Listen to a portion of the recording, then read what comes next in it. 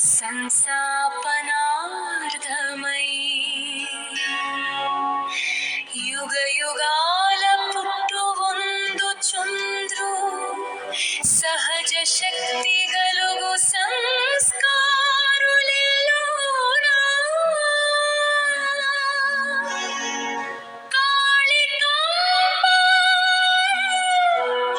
హంస కాళికాంబ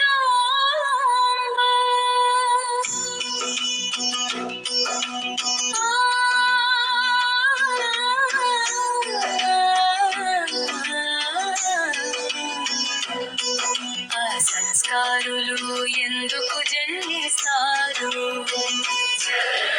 సంస్కారులు సత్యశీల ధర్మ సంస్థాపన కోసం పుడతారు. ఆ సహజ శక్తి కలిగిన వారు ఎవరు? సహజ శక్తి కలిగిన వారు సంస్కారులు. సంస్కారులు ఇలాలో ఎప్పుడు పుడుతుంటారు.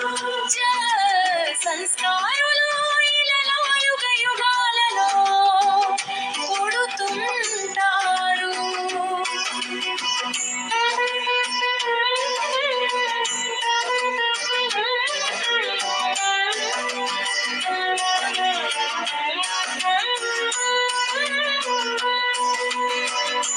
మాతృభాషయందు మాతృదేశమునందు మమత లేని వాడు మనుజాలగుని.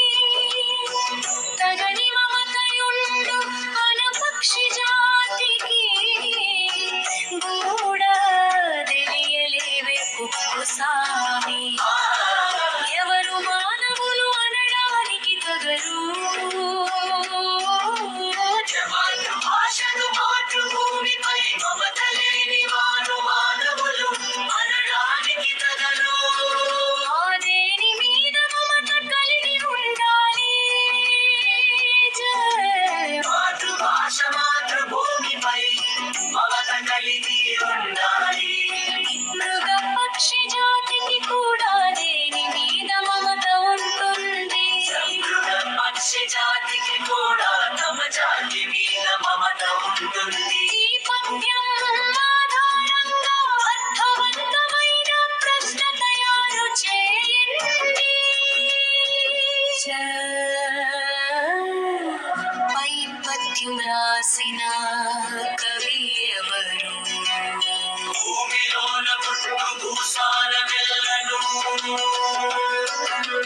అణువులోన పుట్టు తత్వమెల్ల శ్రమములోన పుట్టు సర్వంబు తానేను. విశ్వదాభిరామ వినురవేమో. భూమిలోన పుట్టేది ఏది? భూమిలోన పుట్టేది భూసారం. తత్వము ఎక్కడ పుడుతుంది?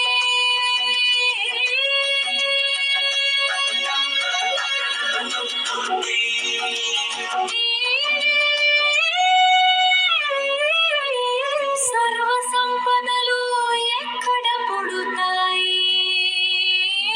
సర్వ సంపదలు శ్రమ నుండి పుడతాయి. ఈ పద్యం ఆధారంలో అర్థవంతమైన ప్రశ్న తయారు చేయండి.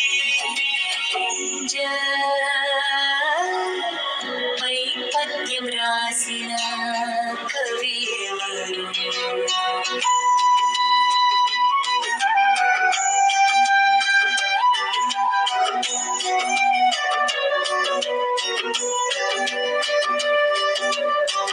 భావమిత్తులుండే బరుకట్టదయ్యుండు బరుకులెక్కివైన బరులు కట్లు పరులననుసరించి ఫలములు చేకూరు.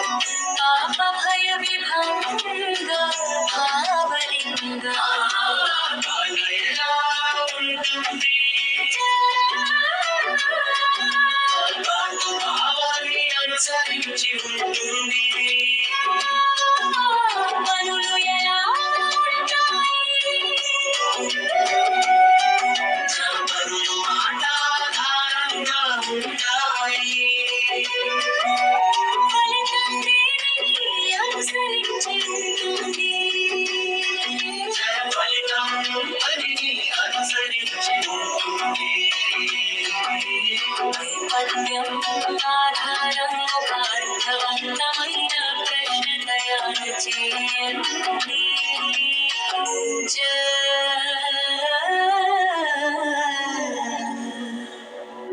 పై పద్యం రాసిన కవి ఎవరు? 10వ తరగతి 100 రోజుల కార్యాచరణ కార్యక్రమంలో డిసెంబర్ 11, 2025 నుండి డిసెంబర్ 19, 2025 తేదీ వరకు కద్గ్రేడ్ విద్యార్థులు నేర్చుకోవాల్సిన అంశాలు. ఈ అంశాల నుండి డిసెంబర్ 19, 2025 తేదీన స్లిప్ టెస్ట్ 2 పరీక్ష వ్రాయవలసి ఉంటుంది. కింది పరిచిత గద్యాన్ని చదివి ప్రశ్నలకు జవాబులు రాయండి. 1. ఒకరోజు ఎల్లమ్మ రాకపోతే ఏదో వెలితనిపించేది. అలాంటిది 10 రోజులు కనిపించక పోయేసరికి ఏవేవో ఆలోచనలు మనసులో మెదిలాయి. ఏ పని చేయాలని అనిపించలేదు. ఎల్లమ్మని గురించే ఆలోచిస్తూ కూర్చున్నాను. అంతలో ఎవరో తలుపు తట్టిన శబ్దం వినిపించింది. వెళ్లి తలుపు తీశాను. ఎదురుగా ఎల్లమ్మే ఉంది. ఎప్పటిలా కనిపించడం లేదు. ఏడ్చి ఏడ్చి కళ్ళు ఉబ్బినట్లు అన్నాయి. జుట్టంతా చిందరవందరగా ఉంది. ఎప్పుడు తినిందో ఏమో, నిలబడ్డానికి కూడా ఓపికలేనట్లుంది. ప్రశ్నలు. 1. 10 రోజుల నుండి కనిపించినది ఎవరు? జవాబు: 10 రోజుల నుండి కనిపించినది ఎల్లమ్మ. 2. ఎల్లమ్మ రాకపోతే ఎవరికి వెళ్లి తినిపించేది? జవాబు: ఎల్లమ్మ రాకపోతే రచయిత్రికి వెళ్లి తినిపించేది.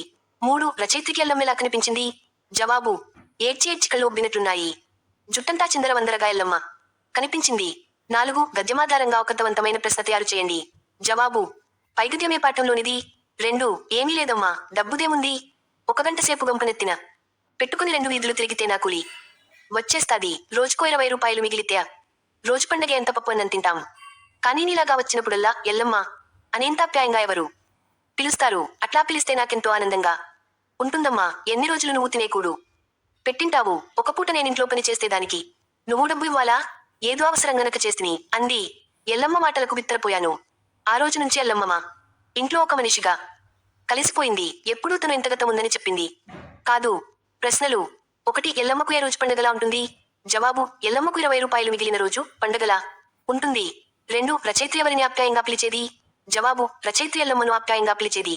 3. ఎవరింట్లో ఎల్లమ్మ ఒక మనిషిగా కలిసిపోయింది? జవాబు: రచయిత్రి ఇంట్లో ఎల్లమ్మ ఒక మనిషిగా కలిసిపోయింది. ఈ గద్యమాధారంగా ఒక అర్థవంతమైన ప్రశ్న తయారు చేయండి. జవాబు: పై గద్యమే పాఠంలోనిది. తరువాత రామాయణంలో పాత్ర స్వభావం ప్రశ్న. 3. మందర పాత్ర స్వభావం రాయండి. జవాబు: రామాయణంలో మందర పాత్ర ఎంతో విశిష్టమైనది. శ్రీరామ వనవాసానికి ప్రధాన కారకురాలు. ఈమె కైకేయిలో దుర్బుద్ధిని పుట్టించింది. మందర మాటలను విని కైకేయి రాముడిని 14 సంవత్సరాలు వనవాసాన్ని, భరతుని పట్టాభిషేకాన్ని కోరింది. భరతుని ఆగ్రహానికి లోనైంది. ఈమె కైకేయి సహాయరాలుగా అయోధ్యలో ఉంది. పచ్చని కాపురంలో చిచ్చుపెట్టే స్వభావం కలది. ఈమె ఒక దుష్టపాత్రగా రామాయణంలో నిలిచింది. వ్యాసరూప ప్రశ్న. 4. బతుకుగంప పాఠం ఆధారంగా ఎల్లమ్మ వ్యక్తిత్వాన్ని విశ్లేషించండి. జవాబు: ఎల్లమ్మెంతో ఉన్నతమైన వ్యక్తిత్వం కలది. పండ్ల గంపను నెత్తి మీద మోస్తూ కష్టపడి జీవనం సాగిస్తుంది. పండ్లు అమ్మగా వచ్చిన కొద్దిపాటి సంపదతో కుటుంబాన్ని పోషిస్తుంది. తనను ఏమాత్రం పట్టించుకొని భర్తకు ఆపద వస్తే ఆదుకున్నుత్తమ ఇల్లాలు. ఏటి వరదలో కొట్టుకు వచ్చిన బిడ్డను కాపాడి పెంచి పోషించిన మంచి వ్యక్తి. రచయిత్రికి ఎంతో సహాయం చేస్తూ ఆమె అభిమానానికి పాత్రురాలైనది. మొత్తం మీద మంచి మనసున్న మహనీయురాలు ఎల్లమ్మ. 3. విద్యావంతులు ఎటువంటి గుణాలను కలిగి ఉంటారు? జవాబు: విద్యావంతులు పరాక్రమం, శక్తి కలిగి ఉంటారు. విద్యావంతులు శాంతంగా ఉంటారు. ఆత్మాభిమానం కలిగి ఉంటారు. తప్పు చేయడానికి సిగ్గుపడతారు. వినయవంతులై ఉంటారు. మంచి ఆచారాలను పాటిస్తారు. ఎల్లప్పుడూ దేవాన్ని భక్తితో సేవిస్తారు. గీత గీసిన పదానికి అర్థం రాయండి. ముకురంలో తన ముఖాన్ని చూసి పిల్లవాడు ఆశ్చర్యపోయాడు. జవాబు: ముకురం సమానము అద్దం. మనము ఎవరిని అపహాస్యం చేయకూడదు. జవాబు: అపహాస్యం సమానము వేళాకోళం. కురుక్షేత్ర సంగ్రామంలో రుధిరం ఏర్పాలింది. జవాబు: రుధిరం సమానము రక్తం. చక్కని వాక్య మనిషికి భూషణం. జవాబు: భూషణం సమానము అలంకారం. కానలలో క్రూర మృగాలు ఉంటాయి. జవాబు: కాన సమానము అడవి. పిల్లలు వేణువును ఊదుతూ ఆనందిస్తున్నారు. పిల్లన గ్రోవి. మన స్వప్నం సాకారం కావడానికి కృషి చేయాలి. జవాబు: స్వప్నం సమానము కల. ఈ వాక్యం కాస్త తర్జుమా చేసి పెట్టు. జవాబు: తర్జుమా సమానము అనువాదం. విజయం సాధించడానికి వ్యూహం అవసరం. జవాబు: వ్యూహం సమానము ప్రణాళిక. మానవులకు ధనంపై అపేక్ష మంచిది కాదు. జవాబు: అపేక్ష సమానము కోరిక. గీత గీసిన పదాలకు పర్యాయపదాలు. దశరథుని పుత్రుడు శ్రీరాముడు. జవాబు పుత్రుడు సమానము కొడుకు, తనయుడు, కుమారుడు. జననికి జన్మభూమికి సమానమైనవి లేవు. జవాబు జనని, తల్లి, అమ్మ, అంబ. సంపాదించిన సొమ్మును కొంత దాచిపెట్టడం మంచిది. జవాబు సొమ్ము సమానము ధనం, ద్రవ్యం. దేహం నెలసిపోయేలా పని చేస్తే హాయిగా ఉంటుంది. జవాబు దేహం సమానము ఒళ్ళు, శరీరం. గగనతలంలో పక్షి విహరిస్తుంది. జవాబు పక్షి సమానము పులుగు, కగము. హరికీర్తనలతో భక్తులు తరించారు. జవాబు హరి సమానము విష్ణువు, సారి. కలిరాజును మావటివాడు అదుపులో పెడతాడు. జవాబు కరి సమానము ఏనుగు, గజము. సభావేదికందంగా తీర్చిది.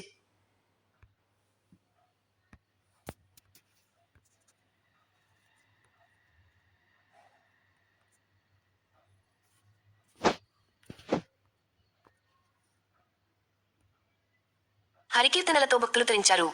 జవాబు హరి సమానము విష్ణువు, సౌరి. కలిరాజును మావటివాడు అదుపులో పెడతాడు. జవాబు కరి సమానము ఏనుగు, గజము. సభావేదికందంగా తీర్చిదిద్దారు. జవాబు వేదిక సమానము అరుగు, తిన్నే. 9 నమ్మించి కుత్తుక కోసేవారుంటారు జాగ్రత్త. జవాబు కుత్తుక సమానము గొంతు, కంఠం. ఆర్తి తొలగే ఉపాయం చెప్పేవాడే నిజమైన మిత్రుడు. జవాబు ఆర్తి సమానము బాధ, దుఃఖం. వ్యాకరణం. 5 కత్తరి నుండి కర్మణిగా మార్చి రాయడం. 1 ఎల్లమ్మ పండ్లను అమ్మింది. జవాబు పండ్లు ఎల్లమ్మ చే అమ్మబడ్డాయి. 2 ఆమె బిడ్డను చదివించింది. జవాబు బిడ్డామె చే చదివించబడ్డాడు. 3 డాక్టర్ వైద్యం చేశాడు. జవాబు వైద్యం డాక్టర్ చేత చేయబడింది. 4 అతడు కండక్టర్ ఉద్యోగం చేశాడు. జవాబు కండక్టర్ ఉద్యోగం అతనిచే చేయబడింది. 5 వారు పిల్లవాడిని కాపాడారు. జవాబు పిల్లవాడు వారిచే కాపాడబడ్డాడు. అలంకారాలు. 1 సుందరధర హాసరుచులు. ఇందులో చేకానుప్రాసలంకారం ఉంది. లక్షణం అర్థభేదం కలిగిన హల్లుల జంట వెంట వెంటనే వస్తే దానిని చేకానుప్రాసలంకారం అంటారు. 2 అక్షరజ్ఞానం లేని నిరక్షరకు క్షీక్షితిలో ప్రత్యక్షముగా కష్టముల పాలగును. ఇందులో వృత్తిను ప్రాసాలంకారం ఉంది.